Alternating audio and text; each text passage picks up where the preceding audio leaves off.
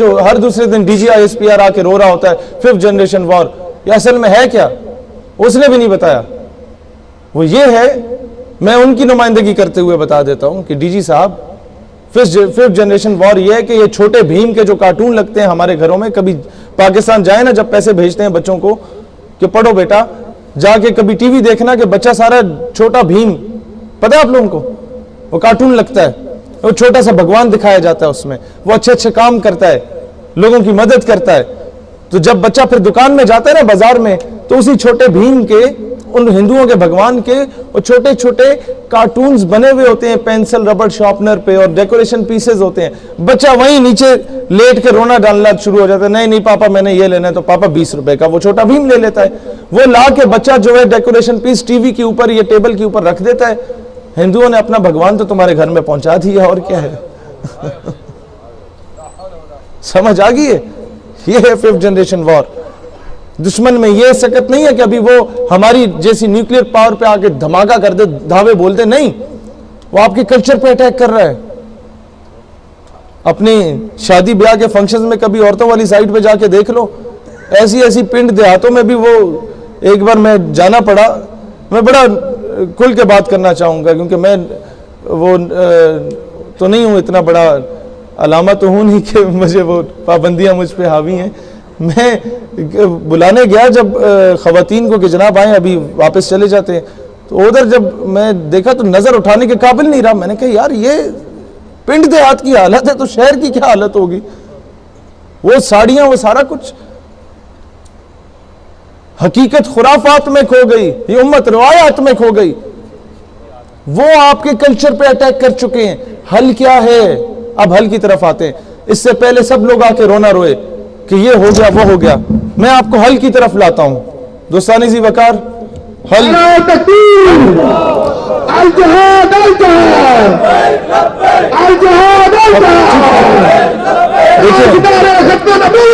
دوستان ذی وقار، حل یہ ہے کہ آج آپ نے تربیت کرنی ہے اپنے بچوں کی۔ انہیں کہ بچہ میں ادھر آ کے مزدوری کرتا ہوں نا سعودیہ میں، تو میں چاہتا ہوں کہ تم لوگ پڑھ لکھ جاؤ، اس لیے کرتے ہیں نا، کوئی 2 وقت کی روٹی مل جائے۔ میں یہاں کے کاروبار کر رہا ہوں، اس لیے کر رہا ہوں، سارا دن خوار ہو رہا ہوں، کبھی ایک کی بات سن رہا ہوں، کبھی دوسرے کی بات سن رہا ہوں۔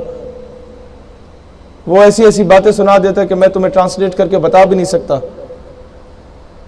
سمجھ رہے؟ میں آپ کا دکھ سمجھتا ہوں، میں ایک آرمی آفیسر کا بیٹا ہوں، لیکن آدھی زندگی میں نے ہاسٹلز میں گزاری، باقی کی آدھی زندگی میں نے اسی طریقے سے سڑکوں پہ گزاری، ایک تحریک میں، نوجوانوں کی تحریک میں گزاری۔ میں نے وہ آسائش کی زندگی کو لات ماری تھی۔ ہمارے گھر میں سرکاری گاڑیاں بھی ہوتی تھی، ذاتی گاڑیاں بھی ہوتی تھی، میں ہائیس سے لٹک کے جاتا تھا، اپنے ہاتھوں سے وہ لیوی بنا کے، گلو بنا کے، پوسٹر لگائے، وال چوکنگ کی، سب کچھ ایک کارکن کی زندگی گزاری میں نے۔ شیروانی پہن کے بطور مہمان خصوصی بھی جانا پڑتا تھا اس دور میں، تو ایک بائک پہ 4 بچے ہم بیٹھ کے جاتے تھے جب میں میٹرک اور ایف ایس سی میں تھا۔ یہ سارا دور ہم نے دیکھا۔ حل کیا ہے؟ آج تھوڑا سا خود پڑھ لیں، بچے کو بتائیں بیٹا، اپنی بیگمات سے کہیں، اپنی بیٹیوں سے کہیں، اپنی ماؤں سے کہیں کہ بچوں کو آج یہ تہیہ کرنا ہے سلانے سے پہلے۔ جس طرح کہانیاں سناتی تھی نا کہ وہ اینک والا جن آ گیا، اس نے یوں کر دیا، پھر اس نے یوں کر دیا، تو بچے نے بھی اینک والا جن نہیں بننا ہے۔ صحیح بات بتا رہا ہوں۔ بچے کو سناؤ بیٹا، ایک بہن تھی، اس پہ ظلم ہوا تھا، اس نے پھر سندھ کی سرزمین سے خط لکھا تھا، تو اس ایک خط پہ محمد بن قاسم پوری فوج لے کے آ گیا تھا۔ وہ چیف آف آرمی سٹاف کہلایا جاتا تھا۔ اگلے دن سلانے سے پہلے بچے کو کہو کہ بیٹا، ایک طارق بن زیاد ہوا کرتا تھا، جسے دنیا کور کمانڈر طارق بن زیاد کہتی تھی۔ جب اس نے دیکھا ہسپانیہ اسپین میں مسلمانوں کے لشکر کے مقابلے میں کفار کا لشکر 10 گنا بڑا ہے اور واپسی کا راستہ سمندر سے جانے کا ہے، تو اس نے کہا کہ اب واپس جائیے یا کیا کریے؟ تو نتیجہ یہ نکالا کہ اب کشتیاں جلا دی جائیں تاکہ واپس نہ جائیں، یا شہادت ہوگی یا فتح ہوگی۔ بیٹا ایک عمر مختار بھی تھا، زیادہ پہلے کی بات نہیں، ابھی لیبیا آزاد ہوا اٹلی سے، تو اسے جب پھانسی دینے لگے تو اسے کہا گیا سرنڈر کر دو، تو وہ جواب دیتا تھا کہ we don't surrender, we won اور وی ڈائی، ہم ہتھیار نہیں ڈالتے، ہم یا جیتتے ہیں یا ہم مرتے ہیں، بس تیسری بات ہی نہیں ہے۔ پھر بیٹے کو بتاؤ، بیٹا ایک صلاح الدین ایوبی بھی تھا کہ شام سے مسلمانوں کا قافلہ گزر رہا تھا تو صلیبی جنرل نے اس قافلے کو روک کے مسلمانوں کو تذلیل کا نشانہ بنایا اور کہا کہ کہاں ہے تمہارے نبی محمد، بلاؤ انہیں اپنی مدد کے لیے۔ تو جب صلاح الدین ایوبی تک یہ بات پہنچی، وہ مسلمانوں کا چیف آف آرمی سٹاف تھا، وہ غیظ و غضب سے کھڑا ہو گیا، پھر اللہ کی بارگاہ میں گیا اور کہا اے اللہ میں دعا کرتا ہوں مجھے تب تک موت نہ دے جب تک میں یہ دو کام نہیں کرتا۔ نمبر 1، جب تک میں اس پاکستان کا مطلب کیا ہے؟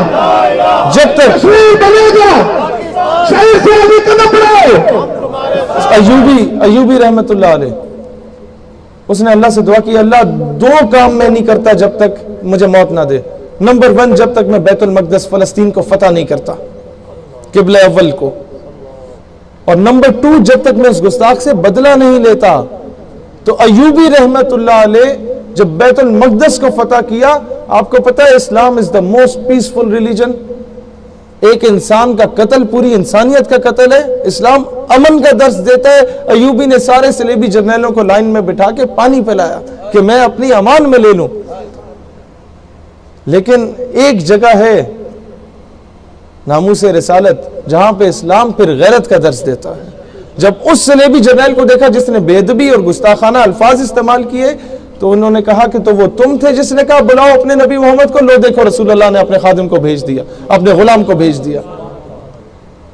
اگلے دن سلانے سے پہلے بیٹے کو بتاؤ کہ بیٹا ایک نور الدین زنگی بھی ہوا کرتا تھا کہ جو گستاخان رسول اللہ علیہ السلام کے قبر مبارک تک جا کے حضور علیہ السلام کے جسد مبارک جسم مبارک کو وہاں سے کہیں اور لے کے جانا چاہتے تھے، منتقل کرنا چاہتے تھے، ان کو واصل جہنم کیا نور الدین زنگی نے، اور مدینہ کی گلیوں میں روتا ہوا پھرتا تھا کہ رسول اللہ نے مجھے چنا اس کام کے لیے۔